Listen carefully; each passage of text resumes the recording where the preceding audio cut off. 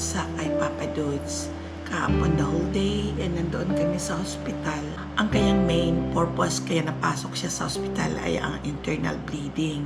Ang hirap talaga ng sitwasyon. Lalo na kung ganito may sakit si Papa Dudes, hindi mo na maintindihan kung anong gagawin mo sa sarili.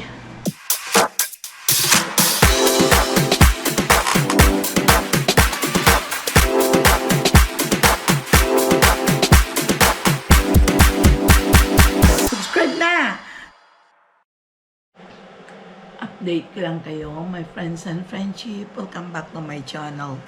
Update ko lang kayo sa kay Papa Dudes kahapon the whole day, and nandoon kami sa hospital at he is in a critical condition.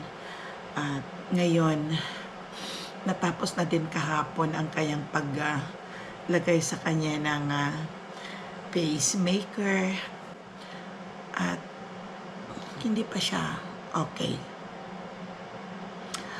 Ang kanyang main purpose kaya napasok siya sa hospital ay ang internal bleeding. Pero hindi pa na-treat ang internal bleeding. Inirrigate nila. Pero sumasakit pa rin ang tiyan, kailangang makuha doon. Sa may bladder niya, ang tumubong parang mass. Pero hindi pa magagawa ngayon dahil very weak pa siya, my friends and friendship.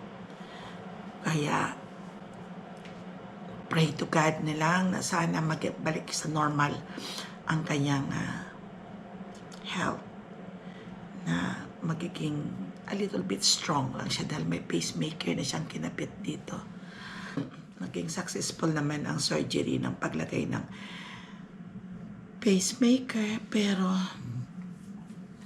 ang main na complaint, yung internal bleeding, ay nandoon pa rin.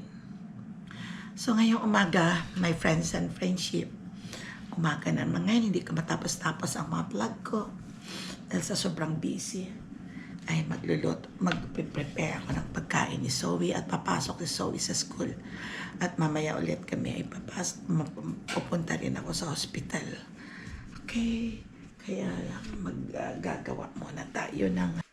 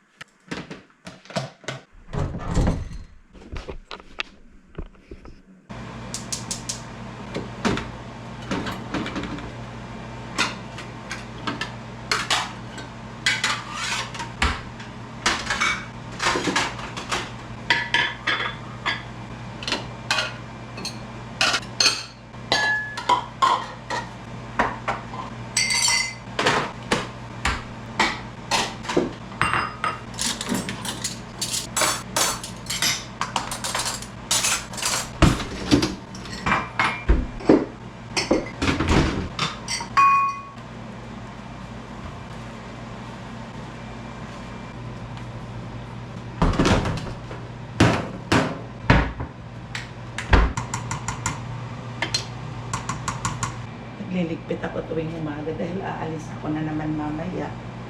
Pupunta ako ng hospital. Hirap talaga ng sitwasyon.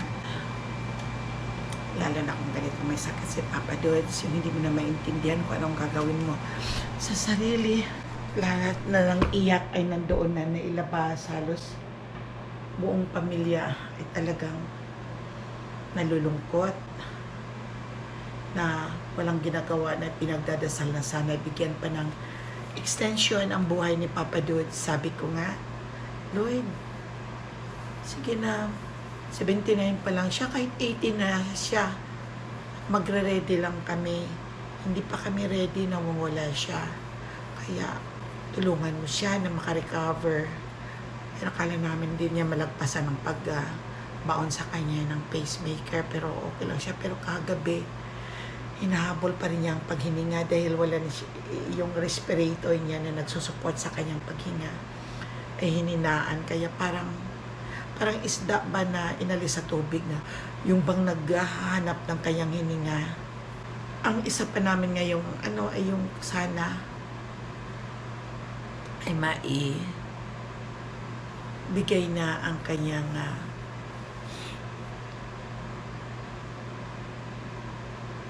surgery para doon sa kanyang bladder na may tumubong mass. Yan.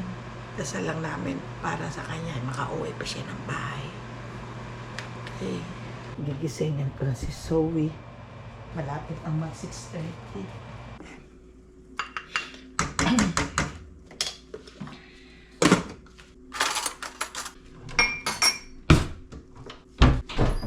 Nakigising ko lang, my friends and friendship. Nag-a-alarm ako tuwing 6 o'clock. Pinapalagyan niya parati ng chocolate ang kanyang oatmeal. Hindi man nauubos. Hindi ko inuubos masyado namang kamis. Kaya nire-ready ko niya kagad yan bago siya gumising. Saka ko na siya gigisingin kung ready na ito.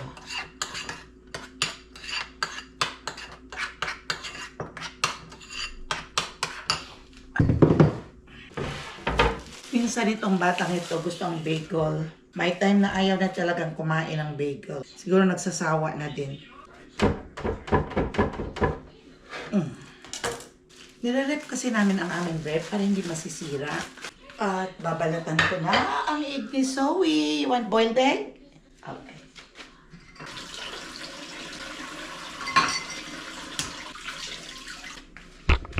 Iniiwan ito.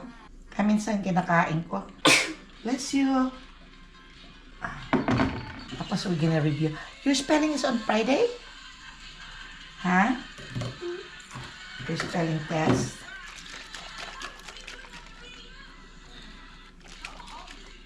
I'm here to sell my Nintendo Switch. Because Nintendo Switch 2 comes out tomorrow. Smart man, you get $18.04. Deal. Wanna play Mario Kart? We gotta wait until. Come set my cast so you can sell. Baita? As an adult, on my system. Give them my water. One more.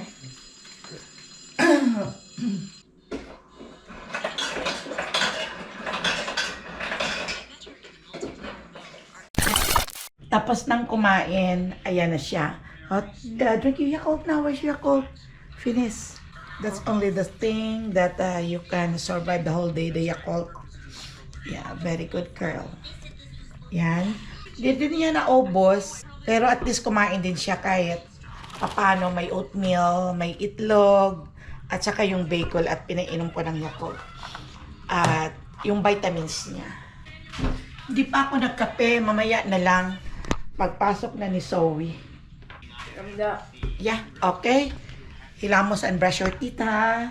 Madilim pa, magsi 7 o'clock na. Pero madilim pa. Okay, my friends and friendship. At dito ko na i-end ang aking vlog. At update ko lang kayo sa kay Papa Dudes na until now, nasa ICU pa rin. At update ko na lang kayo. And thank you for watching. Nasa aking vlog na dugtong-dugtong lang. Bye! The next day. Friends and friendship. Isang araw ako kahapon sa hospital kay Papa Dudes. Today is the 5th day of update ko lang sa inyo. Kay Papa Dudes na pagka admit sa hospital today is the 5th day na ng pagstay ni Papa Dudes sa hospital. At he's still not okay ang kanyang kondisyon. At mamaya may schedule siya na i-surgery para ilagay ang pacemaker kanyang dibdib. Sa this time, mayroon siyang temporary na pacemaker. My friends and friendship. Pero ngayon ay gagawin ng permanent. Kasi si Papa Dudes, my friends and friendship, noong nakarang linggo ay nagkaroon ng pag nag-ihi siya, mayroong blood ang kanyang ihi. At tuloy-tuloy, na-i-confine namin sa hospital, ni-admit at nagsanga-sanga na ang kanyang mga sakit doon. Nagkakaroon na ng mga complication. So at this time, naka-respirator pa rin siya. Hindi siya makapagsalita dahil mayroon yung tubo sa kanyang bunganga. At doon din dinadaan ang kanyang pagkain. I hope and pray na he will be okay. At umaasa pa rin ako na pagising ko sa umaga, my friends and friendship ay nandyan siya sa kabilang kama. Umaasa pa rin ako na gagaling siya. at makabalik at makauwi din dito sa bahay. Sana, my friends and friendship. Yun lang naman ang wish ko, na makabalik pa siya at bigyan pa siya ng extension ng kanyang buhay. So, yun. Kaya pabalik-balik ako sa ospital, kaya itong vlog ko ay paputol-putol din. So, this morning, my friends and friendship, nagpapakain ako kay Zoe at papasok na sa school. Oh, don't worry, it's already. Did you take your vitamins? Pasok na. Kaya tuloy pa rin ang buhay natin, my friends and friendship. Wala naman tayong magagawa. Bahala na si God kung ano ang plano niya para sa asawa ko, kay Papa Dudes. Kaya dinadasal ko lang. Yun lang naman ang aking sandata sa kung ano mga problema, di ba? Kaya umuwi na din ako kagabi. Mga siguro, almost, mga 12 o'clock din ako napunta kapon sa ospital. Umuwi din ako ng 6 o'clock. Nakakapagod din doon sa ospital pag magstay na sa ICU. Pa siya na ilalabas. Pag may gusto siyang sabihin sa akin, ay mayroong board siyang nagsusulat. Kasi mayroon siyang respirator na sinusulat na minsan pinapatawa ko na lang siya kasi sinusulat niya doon ay hindi ko maintindihan minsan ang mga sinusulat. Kaya ang mga doktor din niya, mayroong doktor siya sa urology, may doktor din siya sa cardiology, at mayroong doktor siya sa kanyang kidney. Mayroong 5 ang doktor niyang tumitingin sa kanya. Praying for the best sa Papa Dudes, my friends and friendship. Kaya tuloy pa rin ang buhay natin, my friends and friendship. Ito ang buhay na yun ang kinasasanayan na natin. Kaya, yun, pagising sa umaga, yun pa rin paulit-ulit. Papakain sa apo, napapasok sa school, magtitimpla ng kape. Yun lang naman ang life nating lahat. Dahil may mga kanya-kanya tayong mga problema, may mga kanya-kanya tayong iniintindi. Kaya walang perfect naman sa ating lahat. Kaya ngayon ay gana para makainom ng gamot. Mag-isa ako. Wala akong partner, wala yung asawa ko. Wala si Papa Dudes. Ay timpla muna tayo ng kape at kakainin ko yung oatmeal. Kaya sabi kahit ano man daw na problema, huwag pabayaan na ang sarili. Huwag kalimutan ang pagkain. Dahil yun ang ating panglaban sa pag-solve ng mga problema. Ang ating katawan, ang ating utak. Pag wala tayong kinakain, dahil nagpapadala tayo sa problema, ay utak apektado at hindi ka makapag-isip ng tama. O diba, my friends and friendship? Tuloy pa rin ang laban natin sa buhay. Sabi, habang buhay ka at binibigyan ka pa ng pagkakataon ng Panginoong Diyos, ay lumaban lang. Ibibigay ni God ang ganitong mga problema kung hindi mo kaya. Diba? Kaya my friends and friendship, ito lang ako. Yung dinadala ko lang ng maayos. Wala naman akong magagawa. Nasa hospital na si Papa Dudes. Kaya bahala ng mga doktor at mga nurse doon. Dasal lang ang aking gagawin. Okay. Tara, kain muna tayo ng oatmeal. Kinakain ko lang itong oatmeal ni Zoe at sayang at wala nang pangmamaya na to kakainin, wala nang kakain. Ako lang naman ang kakain ito kaya sa Papa Dudes kung nandito siya. Pero wala siya kaya ako lang kakain. At sayang marami akong tinatapon na oatmeal. Teka, meron akong milk.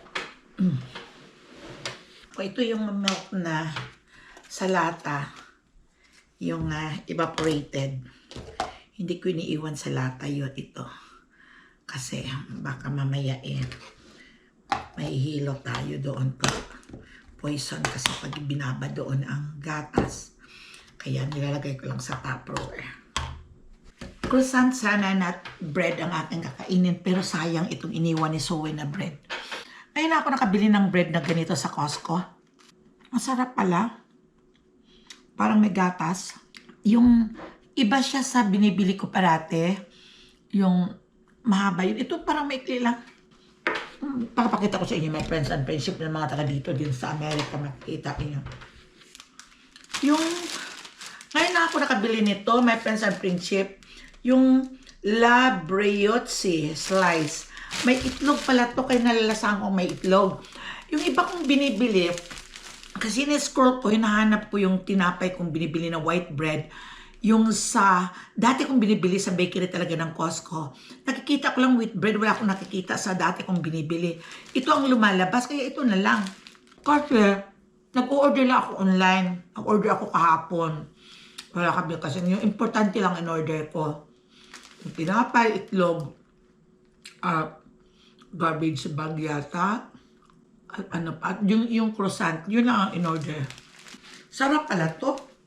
Yung malalasahan mo talaga ang itlog, masarap na parang cake. Kaya ako nakabili ng ganito, my friends and friendship. Ang tagal ko kahapon. Ang haba ng araw ko kahapon. Pag nasa hospital ka, nakakainip talaga. Pero ang pasyente mong binabantayan, naboboard ka rin dahil hindi rin nagsasalita. Kaya tulog siya ng tulog. Nakaupo lang ako doon. Kung sa bagay hindi naman kailangang bantayan doon si Papa dahil 1-in-1 talaga ang mga nurse doon at doktor sa pagbabalik-balik sa kanya.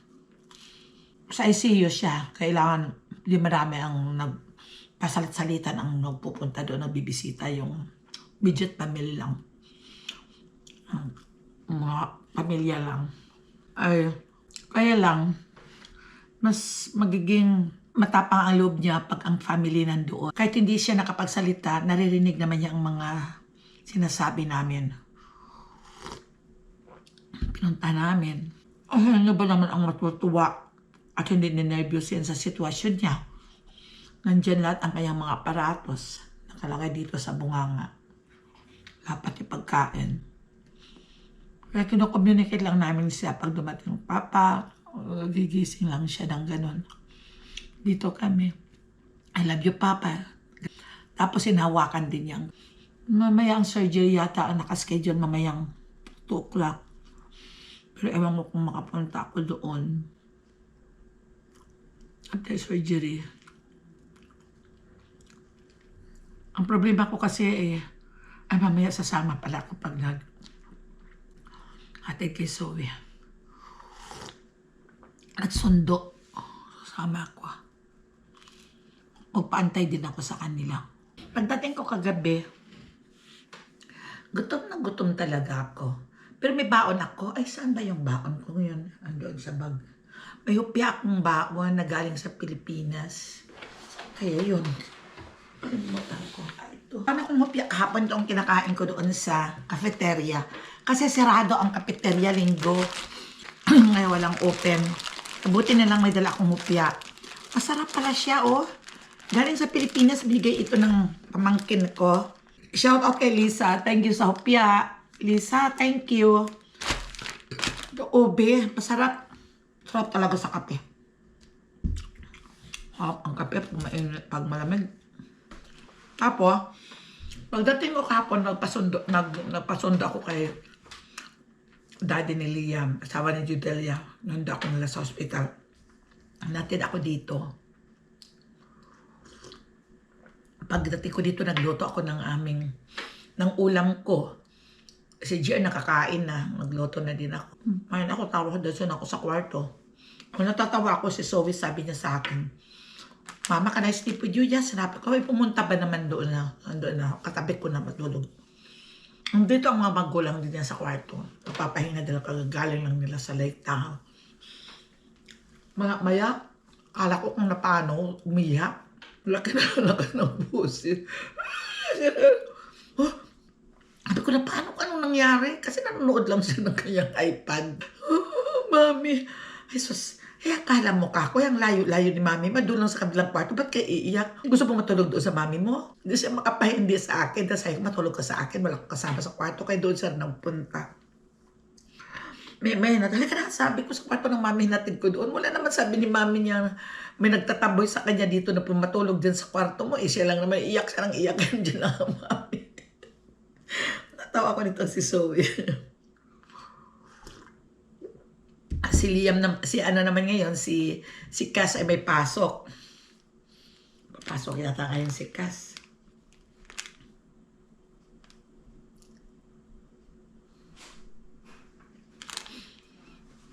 Tapos na Zoe, nabibis siya doon sa loob. Baby girl? Mercy? And say to, say good morning and hi to the friends and friendship. Come here. Well done.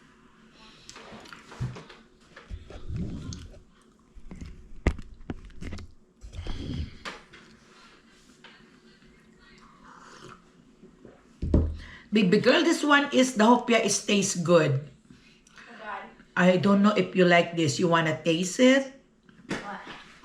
What? Oh, the hopia. This one. No. Oh, it tastes good. Say hi to the friends and friendship here. Hi. Okay, where are you going? To school. Pasok ka sa school. Okay?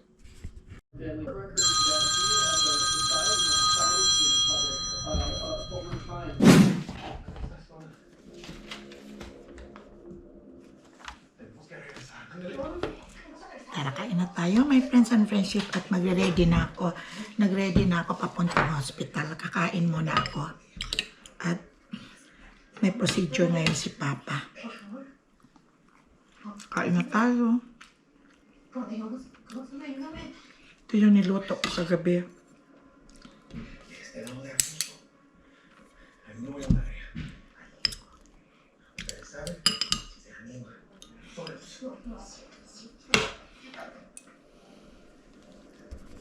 The next day.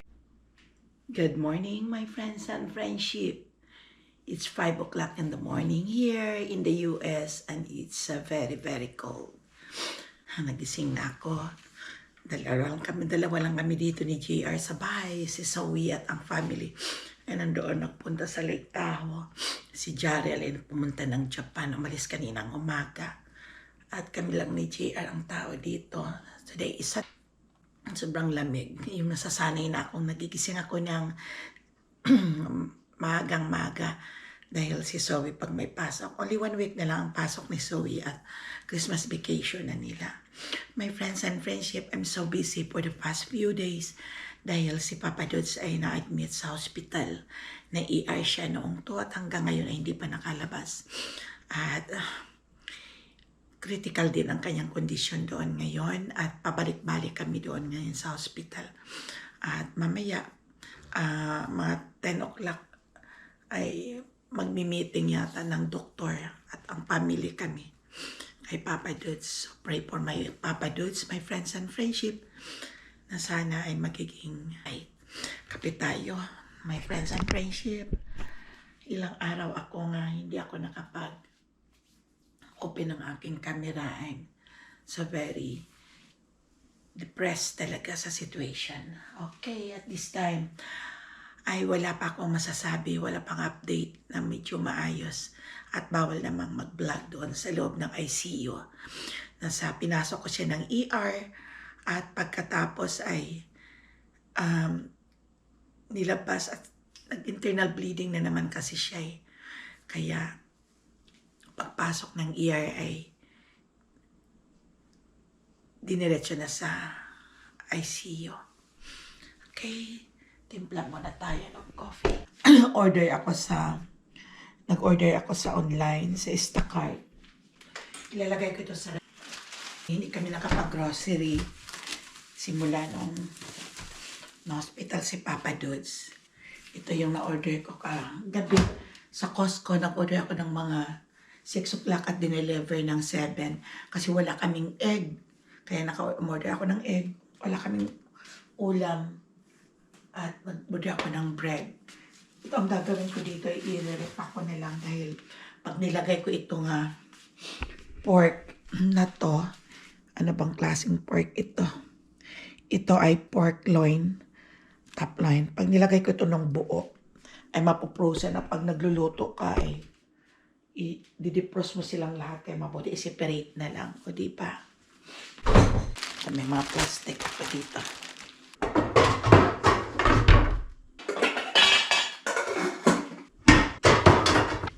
Si JR may dinala kagabing pagkain. Ano kayang dinala na to? Kasi nag-ano siya sa catering kagabi sa Walang namang mag-isa ang magkakape.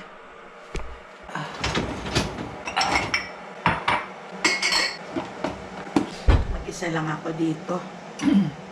Pero kahapon ay nandito si Cheryl, yung anak kong babae. Hinatid niya ako from the hospital.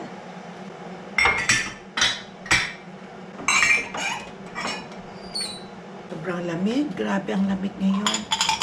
Parang may ice ka sa mukha pag lumabas.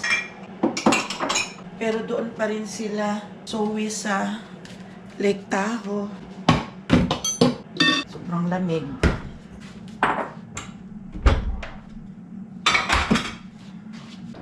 Nakakalungkot pag mag-isa ka lang may friends and friendship. Kagabi pag isa lang ako sa kwarto. Bali, 3 lang kami dito kagabi. 2 muna nung maaga si Jarrell sa kwarto naman. At si JR ay sumama sa catering. Ayun ang mahirap talagang mag-isa, no? Eh, ito mag-isa na naman ako. At mamaya, siguro, dadaanan ako dito ni Judela ng mga 1 o'clock.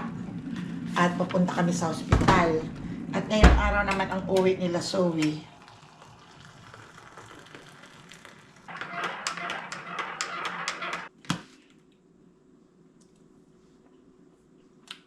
Siseparate ko lang, ilalagay ko ito sa mga siplak.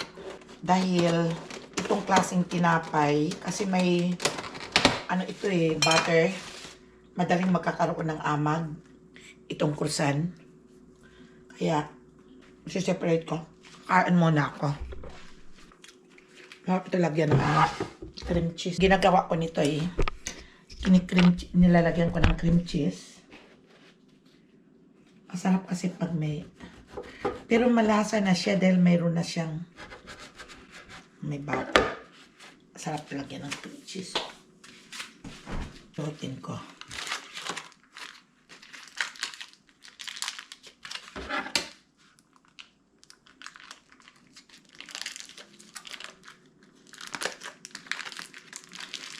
Hindi mo kasi ito pag binabalot ang maayos, madaling sisira.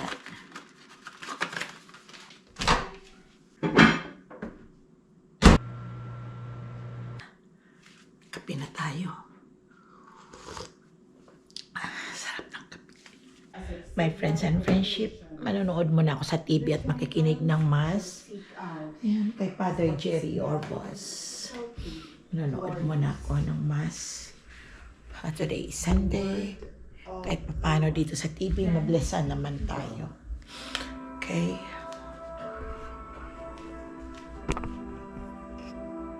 Mag-isa lang ako. Kakain ako ng breakfast na dinala sa akin ni JR kagabi na pagkain. Thank you, JR. Thank you sa pagkain na dinala mo sa akin kagabi. Ito ang kakainin ko na magbe-breakfast na ako para makapag-inom na ako ng aking mga gamot. My friends and friendship, at ito hinati ko lang naman ang kanyang dalat, hindi ko rin mauubos. Kaya iinitin ko itong sabaw na aking ginawa kahapon para may sabaw ako ngayon sa aking pagkain. Kuha lang ako ng sabaw.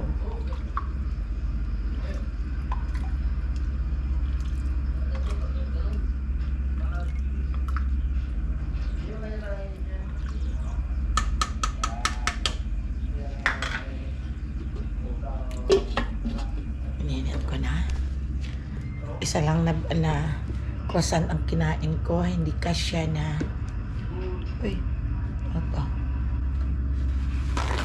isa lang ang hindi kasya ang isang croissant sa gamot kong iinumin. My friends and friendship, nakakalungkot ang buhay kong ito na wala si Papa Dudes. My friends and friendship,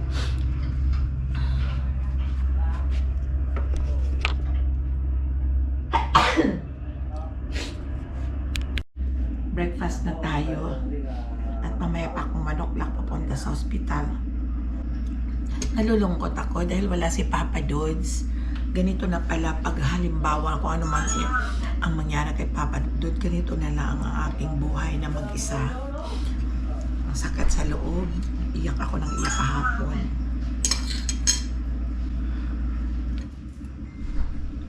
iniisip ko na kaagad kung ano na ang mangyari. Napadiyo sa ng daywa. Punasit mabuti ha. Iniisip ko na mag-isa na lang ako, nakakalungkot. Hindi naman ako sanay na nawala ang asawa ko. Parati kaming magkasama mula pa noon. Wala kaming problema sa aming pagsasama ang dalawa.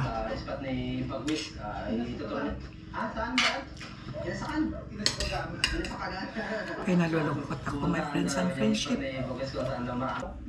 Dala tayo ng persimmon, my friends and friendship.